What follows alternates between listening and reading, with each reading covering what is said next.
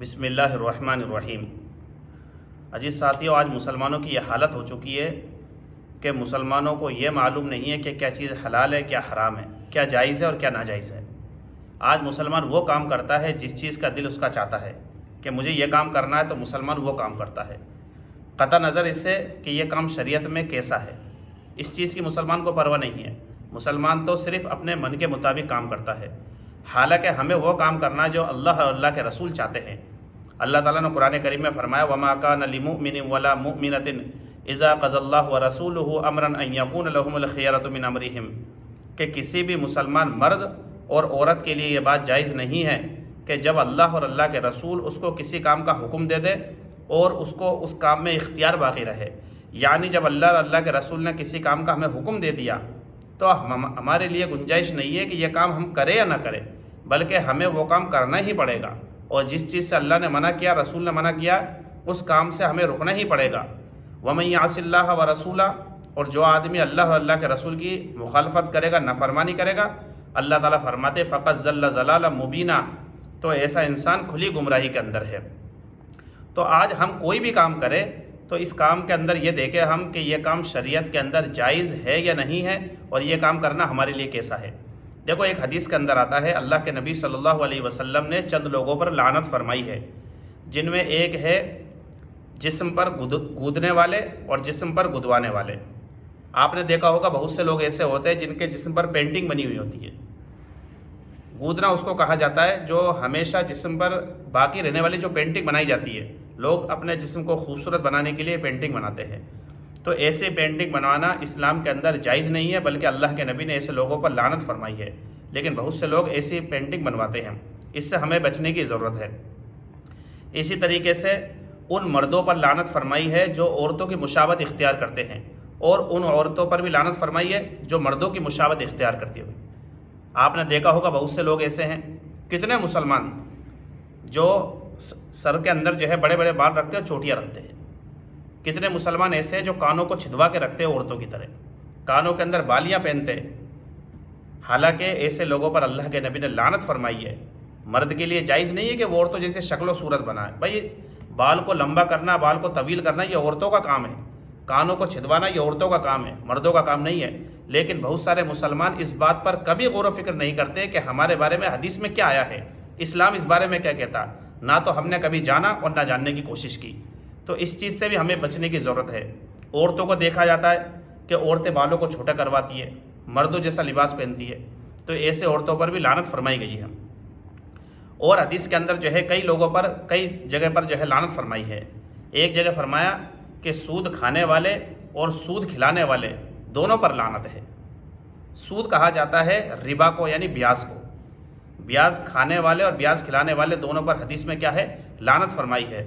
یہ بھی بہت سنگین جرم ہے اور بہت سخت جرم ہے۔ ایسے لوگوں کے بارے میں اللہ تعالیٰ قرآن میں فرماتے ہیں الذین یاکلون الربا لا یقومون الا کما یقوم الذی یتخبطہ الشیطان من المس کہ جو لوگ بیاج کھاتے ہیں، سود کھاتے ہیں، وہ قیامت کے دن قبروں سے اس حال میں اٹھیں گے جیسا کہ کسی کو جن اور بھوت چمٹ جاتا ہے۔ آگے فرمایا اللہ تعالیٰ آگے فرماتے فَإِن لَمْ تَفْعَلُوا فَأْذَنُوا بِحَرْبٍ مِّنَ اللَّهِ وَرَسُولِهِ کہ جو لوگ بیاج لینے سے، سود لینے سے باز نہیں آتے تو یہ لوگ اللہ اور اللہ کے رسول سے جنگ کے لیے تیار ہو جاؤ۔ کتنی سخت وعید ہے۔ مسلمانوں کو سب معلوم ہے کہ اللہ کی طرف سے ہمارے اوپر جو ہے لعنت فرمائی گئی ہے، اور اللہ کی طرف سے سختی کا اعلان ہے، حتیٰ کہ جنگ کا اعلان اللہ کے رسول کی طرف سے۔ لیکن اس کے باوجود بھی امت سدھرنے کو تیار نہیں ہے، امت جو ہے بیاج سے رکنے کو تیار نہیں ہے۔ اس لیے اس چیز سے بھی ہم بچیں۔ مسلمان، بہت سے مسلمان، بلکہ اکثر مسلمان اس کے اندر ملوث ہے، اس گناہ کے اندر جو ہے بہت زیادہ جو ہے ملوث ہے۔ اس سے ہمیں بچنے کی ضرورت ہے۔ اسی طریقے سے اس شخص پر بھی لعنت فرمائی ہے جو کتے کو بیچتا ہے، یعنی کتے کو بیچنے کی کمائی اور خریدنے کی، دونوں پر جو ہے لعنت فرمائی گئی ہے۔ آپ نے اس چیز میں بھی دیکھا ہوگا بہت سارے مسلمان ایسے جو کتوں کو پالتے ہیں، کتوں کو بیچتے، کتوں کو خریدتے ہیں۔ ایک حدیث کے اندر آتا ہے کہ جس گھر کے اندر کتا ہوتا ہے اور جس گھر کے اندر جنوبی ہوتا ہے، جس گھر کے اندر تصویر ہوتی ہے، اس گھر کے اندر رحمت کے فرشتے داخل نہیں ہو سکتے۔ تو ہم خود اللہ کی رحمت کو دور کرنے کا سبب ہو رہے ہیں۔ بھائی، اللہ تعالیٰ چاہتا ہے کہ ہمارے اوپر رحمت نازل فرمائے، لیکن ہم کتے پال کر، تصویر پال کر اسی طریقے سے جنوبی رہ کر جو ہے ہم اللہ کی رحمت سے دور ہوتے ہی چلے جا رہے ہیں۔ بہت سے مسلمانوں کو معلوم ہے کتے پالنا صحیح نہیں ہے، لیکن اس کے باوجود بھی گھروں کے اندر کتوں کو پالا جاتا ہے، کتوں کو رکھا جاتا ہے بڑی محبت سے۔ اب اس بات میں کبھی ہم نہیں سوچتے کہ شریعت اس بارے میں کیا کہہ رہی ہے۔ شریعت کو سیکھو، اسلام کو سیکھو۔ طلب العلم فریضۃ علی کل مسلم و مسلمۃ، کہ علم دین حاصل کرنا ہر مسلمان مرد اور عورت پر اتنا ضروری ہے کہ اس کو حلال اور حرام کی پہچان ہو جائے۔ بھائی کیا چیز جائز ہے، کیا چیز جائز نہیں ہے، کیا چیز حلال ہے، کیا چیز حرام ہے، ساری چیزوں کا علم ہمیں ہونا ضروری ہے۔ اسی طریقے سے اور لوگوں پر بھی لعنت فرمائی گئی ہے۔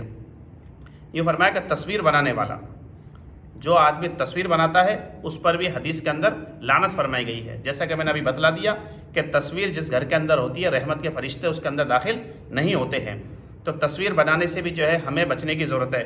ایک جگہ فرمایا کہ قیامت کے دن تصویر بنانے والوں سے کہا جائے گا کہ اس کے اندر جان کو ڈالو۔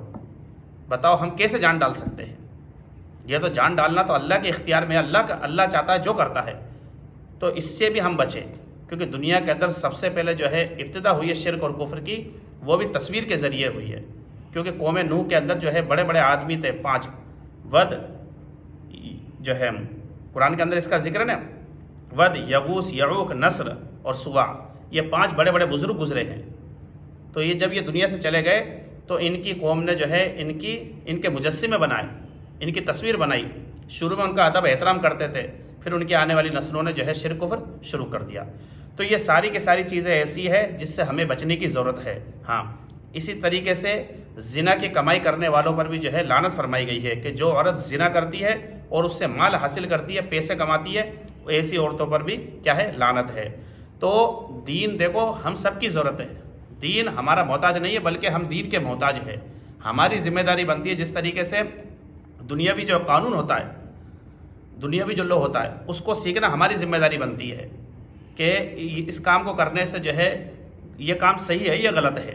اگر ہم اس کے خلاف کریں گے تو سرکار جو ہمارے خلاف ایکشن لے گی۔ اسی طریقے سے ہماری ذمہ داری بنتی ہے کہ ہم اللہ کے قانون کو بھی پڑھیں، اللہ کے قانون کو سیکھیں کہ اس کام کو کرنے سے اللہ تعالیٰ ہمارے اوپر قیامت کے دن کہیں ایسا نہ ہو کہ اللہ تعالیٰ ہمارے اوپر جو ہے قیامت کے دن ایکشن لے لے، اور اس کام کے کرنے سے اللہ کے یہاں ہماری عزت ہوگی، اس کام کو کرنے سے اللہ کے یہاں ہماری ذلت ہوگی۔ یہ ساری کی ساری چیزیں سیکھنے کی ضرورت ہے۔ ہاں، تو ابھی جو میں نے آپ کے سامنے بیان کری چند چیزیں جن کو کرنے سے اللہ کے نبی نے لعنت فرمائی ہے، اس کام سے ہم بچیں۔ دوبارہ میں آپ کو بتلا دیتا ہوں، وہ عورت جو مردوں کی مشابہت اختیار کرتی ہے، وہ مرد جو عورتوں کی مشابہت اختیار کرتے ہیں، جسم پر گودنے والے، اسی طریقے سے سود کھانے والے، سود کھلانے والے، زنا کی کمائی کرنے والے، کتوں کو بیچنے والے، کتوں کو خریدنے والے اور تصویر بنانے والے، ان تمام کی تمام چیزوں سے مسلمانوں کو بچنے کی ضرورت ہے۔ اللہ تعالیٰ مجھے بھی اور آپ کو بھی عمل کرنے کی توفیق عطا فرمائے۔